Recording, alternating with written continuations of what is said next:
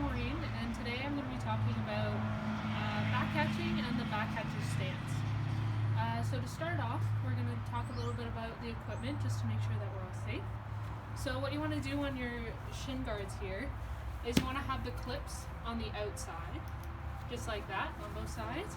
So if you have them on the inside, they can rub against each other and come undone, and it's really uncomfortable and it's not very safe, so we'll just stick with that. And for our chest guards here, you're going to have it so that this part comes like right up to your collarbone, so that when you have your mask on, if you duck your head down, you're all covered up there so your neck isn't exposed at all. Alright, so now we've got that. Got our mitt here. So, what we're going to do first for our stance is we're going to have our toes point out towards first base and towards third base. So we're going to do that first. And then when we squat down, it's going to be a little awkward because you can't really squat down on your flat feet here because you'll feel like you're falling back. So what you want to do is go on the instep of your shoe, so that you kind of gotta roll your ankles in a little bit. So you're standing or sitting right on here. So you have our feet pointed out towards first base and towards third base. And we squat down and we go on our instep here. So when we're on our instep, it puts our knees down a little bit more. And we don't want to have our knees down on the ground at all, because we've got all of this padding right here, and we don't have any padding right here. So you want to stay with your knees out of the way, but up enough that you're still protected. I like to have these knee savers on the backs of my shin guards here. It just makes it a lot more comfortable and doesn't really impede your catching abilities at all. So I think they're pretty great. So we squat down here on our instep.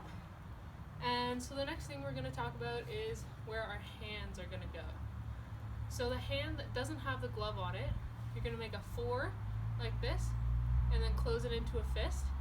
And you're going to tuck it right by your right ankle here, or left ankle, depends on which way you throw, but right behind your ankle. I like to put it behind this little flap of protection here. So you put it right there so it's out of the way and your fingers aren't going to get hit by anything. And our glove hand here, we're going to have it right out in front of us, right out in front of your chest here. And you want to have your arm not completely straight and not completely bent. You want to have it just a little bit bent so that this is like the strongest arm position so that you can catch all the balls. So you put it right out in front of you with your arm a little bit bent. You don't want to have your arm resting on your knee at all, because it gives your pitcher a bad target and it doesn't give you a lot of mobility here. If you have it right out in front of you here, you have enough mobility to go all the way down here and all the way down here. Right, so it gives you a lot of mobility there. So that's what you're going to do. So we've got, just to recap here, we've got our feet pointed out at first and third. When we crouch down, we're on the insteps of our feet here. It's going to feel a little bit awkward at first, but eventually you'll get used to it. We have our knees down enough to be out of the way, but up a little bit so we're still protected. We've got this hand in a fist with our thumb tucked in here, and behind our padding here, we've got our arm out in front of us, just a little bit bent, and we're always going to look at the ball.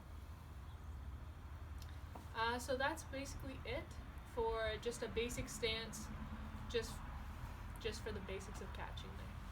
Thank you.